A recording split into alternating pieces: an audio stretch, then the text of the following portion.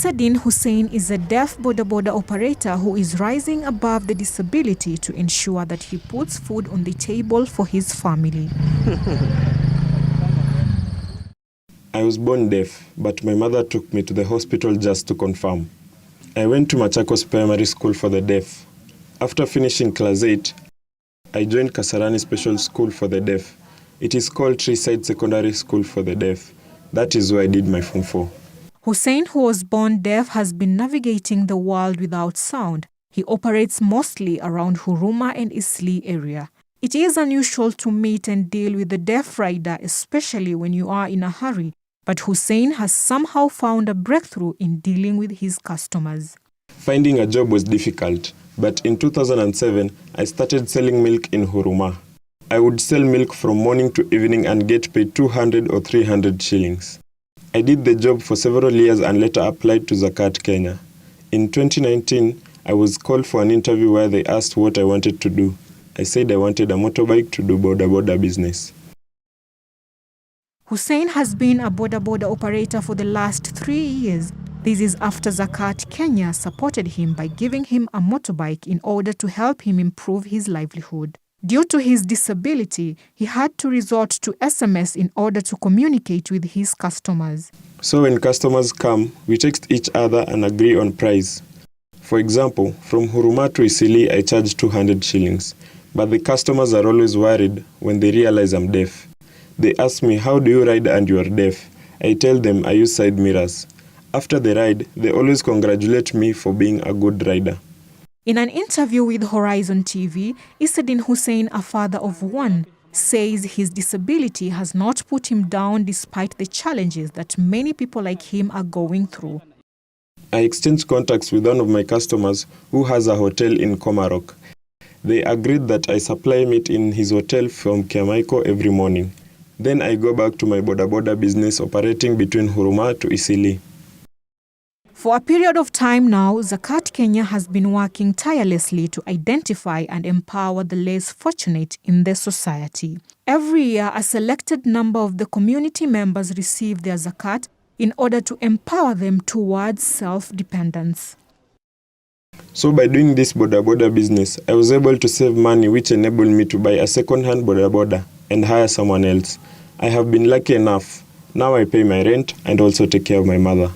After receiving his motorbike from Zakat Kenya in 2019, Hussein has gone from looking for employment to being an employer after he bought another motorbike through his savings for the last 2 years, despite the negative COVID-19 pandemic effects to the economy. The COVID-19 experience was really challenging. My business was not doing good, but I learned to survive with the little I used to get. It was a tough time for us. We asked him about his driving license. I don't have a driving license, but when the police stop me on the road, I usually provide my disabled identity card and they allow me to go. According to the 2019 census, 2.2% of Kenyans are living with some form of disability. And these are the people who need to provide for themselves as well as their families. But as we know, they face lots of challenges seeking job opportunities, among others. People wonder how I maneuver around while I'm on the road with a lot of cars around. But I use my side mirrors to see what is behind, then I move aside to allow cars to go ahead, so as to avoid any accidents occurring. A deaf boda operator like Hussein goes through a lot of challenges, including the ability to compete with his physically abled colleagues in the same business. Andrea Aisha is a mother of 3. She is also among the 2021 Zakat Kenya beneficiaries. Aisha says she was a housewife, but the COVID-19 pandemic made her leave her comfort zone. Nimekuja huku Zakat Kenya because my mom had lost her job, so things were a little hard for us. And since I applied for my form in Zakat Kenya, at least I got help. I wanted to start a small bakery and a wholesale, but sai nimestick kwa bakery because that has always been my passion. Some people are going through so many challenges in life. Na hii biashara will help me to take my kids to school. Because right now, even my firstborn ajaenda shule because of lack of capital and everything ako tu nyumbani. We caught up with Aisha during the Zakat Kenya training where they educate the beneficiaries before giving them their Zakat to start their lives. Aisha told Horizon TV that the responsibilities of looking after her kids made her make the bold move to seek help by turning her passion into business. I've always been at home. I was a housewife. My husband is the one who used to do for us everything. Lakini since Corona started, rent pia ilikuwa shida kulipa. Things went down, his businesses went down. So I decided to take my hand and say, let me feel maybe I'll get help to help my kids, my mom, and also maybe start up a business. My husband, at least he'll support me. We'll work hand in hand. Zakat Kenya, in collaboration with Nufaisha Group, have been training the 2021 Zakat beneficiaries in order to equip them with the knowledge of running their business and help them become independent. Madhumuni ya hii training ni kuwajenga ndugu zetu Waislamu ambao wakubahatika kuwa na kazi na wengine ni wajane, na ile lugha wanazungumza kwa kimombo ni kuwa tunawa empower. Tumekuwa na mwalimu ambao wamewafundisha kuhusu mambo ya hisabu, kuhusu jinsia vile biashara yao itaendelea, na pamoja pia wamefanywa mambo ya counseling. Wanafundishwa kuhusu biashara kwa sababu katika mjitamaa wetu wa Kiislamu baadhi ya watu hawajui vile wataendesha biashara zao. Sasa wanafundishwa kutoka mwanzo ni vipi watafanya biashara zao. Kwa mfano, kama mtu anataka kufungua duka, ataanzia wapi? Ukifundisha mtu kumpea samaki kila siku, atazoea kupewa kila siku. Lakini ukifundisha mtu kuvua, ataweza kujitafutia samaki kila siku. So sisi tuna focus on entrepreneurship na empowerment ya familia. Number 2 ni masuala ya education. Nasaidia masuala ya kama nilivyosema, kama 3 weeks back tulipeana takriban 350,000 kusaidia wanafunzi ambao wameingia shule huu muhula wa kwanza ambao umekuwa sasa nimeingia katika mwezi wa Julai. Na ya 3 ni masuala ya matibabu. Manake matibabu Kenya yamekuwa ni mambo mazito kwa watu wengi. Lakini our main focus is on empowerment, ili familia mtu aweze kuangalia familia yake na kuweza kusimamia majukumu yake mwenyewe mtu. You must be wondering how one qualifies for this program. Sisi kama Zakat Kenya tumekuwa tukijaribu katika familia ambazo zimekuwa zikija katika ofisi zetu, na wale ambao wasimamizi wa mitaa tofauti kama Mukuru kwa Njenga, Kibira, Dandora, Kawangware wamekuletea kesi kadhaa ambazo watu ambao hali zao ni taabani sana. Na sisi kama Zakat Kenya tukiletewa kesi kama hizi, kwa tunafanyia uchunguzi kwanza kutoka kwa ofisi yetu. Alafu baada yake kuna posa ambazo inapitia kabla mtu hajapewa hizi senti. Na katika mambo ambayo Zakat Kenya inafanya ni katika training, ambao wameamua kufanya training ya watu kabla ya kupewa zaka. Training hii inafanyiwa Masjid Al-Amin na msikiti huu ambao kuna program inaitwa Nufaisha program, ndio wanafanyia training kama hawa ambao tunawapea leo. Wamekuwa training ya wiki 2. Kabla hapo huwa sisi tunawakagua wakiandika zile applications. Huwa tunawatembelea manyumbani, tunachunguza kweli, je, huyu mtu anastahiki ama hastahiki. Sasa kutoka pale ndio sasa wakubwa wanaenda through zile forms, wanaitwa one on one kwa interview, wanahojiwa, alafu baada hapo sasa ndio wanaitwa kwa mkutano wote, wanaelezewa ni jambo gani wanatakiwa wafanye, alafu sasa ndio wanaitwa kwa seminar. Sasa baada ya seminar kuisha, wakishafundishwa na wameelewa, na kwa sababu washaandika zile proposal, pia zile proposal zimeshaangaliwa katika ofisi na kuna mtu ambao pia anawaguide katika hizo proposal. Sasa baada ya seminar ndio kila mmoja anapatiwa kiwango fulani cha senti. Mustafa Mbaru, a coordinator at the Nufaisha Group, says majority of the Muslim community have the ability to be self-dependent, but lack of support has been the biggest hindrance. Wengine wanataka kufungua kama ni hoteli ya kupika chakula, na wengine alhamdulillah tumeona mifano yao ile wamelete. Wengine pia wanataka kuuza nguo, na ndugu zetu wengine pia wanataka kufanya biashara ya nguo. Na hii yote kila mtu amechagua kwa kibinafsi, kwa sababu hauwezi chagulia mtu biashara. Mustafa says the program has benefited many people and it is the best solution for eradicating poverty in the community. Hii kazi ina muhimu kwa sababu wamekuwa wakipata changamoto katika hii muda mgumu wa corona, na insha Allah Mwenyezi Mungu atawajalia wakifungua hii kazi. Wengine watalipa nyumba wenyewe, wengine wamekuwa wakiomba chakula, hawataomba chakula, wengine pia kulipa nyumba na karo za shule watajitatulia. Over the years, economic growth has been seen as the most powerful instrument for reducing poverty and improving the quality of life. Despite the efforts organizations like Zakat Kenya and Nufaisha Group are doing, there are notable challenges. Challenges ziko kwa sababu unapata kama sasa kwa semina kama hii, kuna wale wamesoma wamefika university, wengine wako secondary na wengine ni school dropout, na wengine kabisa hawajakwenda shule. Kwa hivyo nimeona walimu wetu wamekuwa wazuri, wanajaribu kuzungumza Kiswahili na wanawafundisha pia na Kiingereza, na naona wamekuwa na subra sana.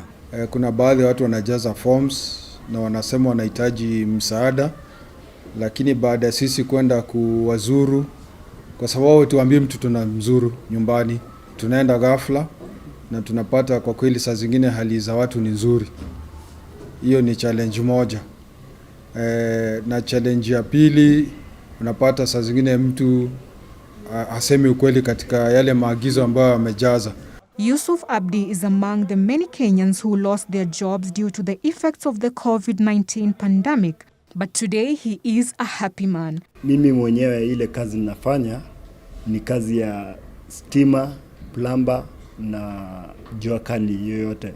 Lakini kwa muda sasa sijapata hiyo kazi, ndio nikaweza kuomba Zakat Kenya waweze kunisaidia niweze kufanya kazi yangu mimi mwenyewe binafsi kama biashara. Yusuf has been dreaming of owning a business, and today his dream has become a reality. Zakat Kenya has helped him open his own shop. Na ile biashara napendelea sana ni biashara ya kuuza fruits. Sasa ujuzi nao ndio sina, lakini hivi sasa vile nimekuja kwa Zakat, wameweza kunionyesha ujuzi vile nitaanza na vile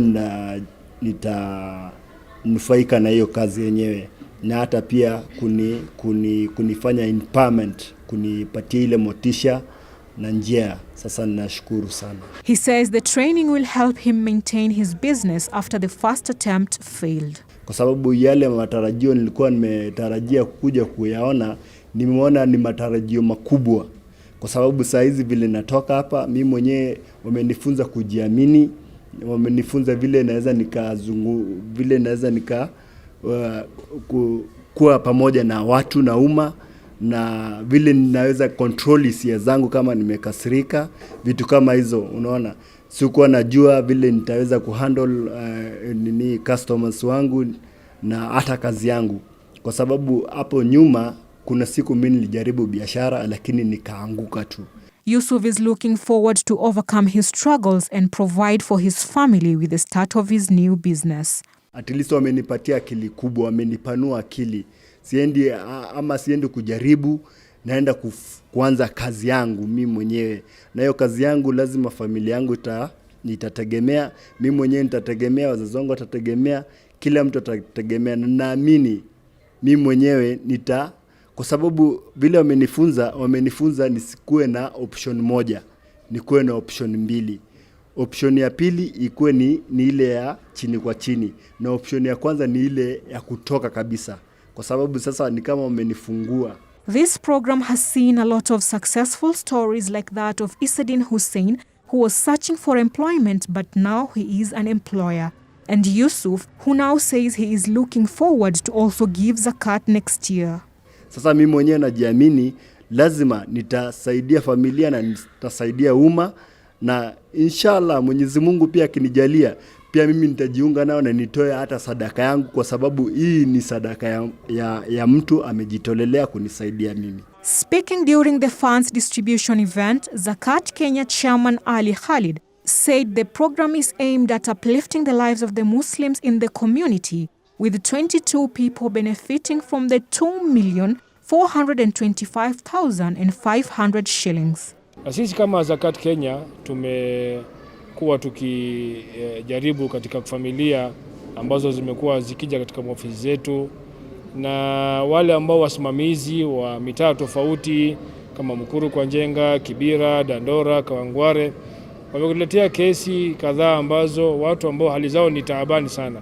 Na sisi kama Zakat Kenya tukiletewa kesi kama hizi, huwa tunafanyia uchunguzi kwanza kutoka kwa ofisi yetu. Alafu baada yake kuna posa ambazo inapitia kabla mtu hajapewa hizi senti. Na katika mambo ambayo Zakat Kenya inafanya ni katika training, ambao wameamua kufanya training ya watu kabla ya kupewa zaka. Training hii inafanyiwa Masjid Al-Amin na msikiti huu ambao kuna program inaitwa Nufaisha program, ndio wanafanyia training kama hawa ambao tunawapea leo. Wamekuwa training ya wiki mbili. He said the program has seen a number of Muslims benefit and become independent after successfully receiving their zakat. Juzi tulikuwa na kijana mmoja ambaye tulimpea pesa last time, tukamnunulia pikipiki. Tayari kuna pikipiki ya pili. Na anapanga inshallah atanunua pikipiki nyingine pia.